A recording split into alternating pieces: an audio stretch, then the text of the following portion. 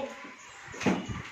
विद्यार्थ्यांना शाळा स्वच्छ ठेवायला लावेल. त्यांना शाळेचे महत्त्व सांगेल. मी त्यांच्याकडून परिपाठाची तयारी करून घेईन.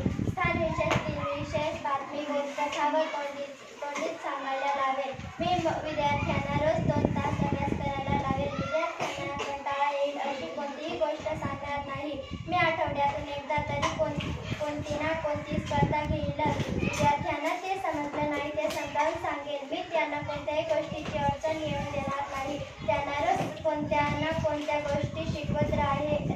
रोज 1 तास वाचायला लावेल. जे काही अपूर्ण असेल तर ते पूर्ण करायला लावेल. वाक्य लिहायला लावेल. इंग्रजी वाचण्याचा आणि लिहिण्याचा सराव घेईल. इंग्रजी स्पेलिंग पाठ करायला लावेल.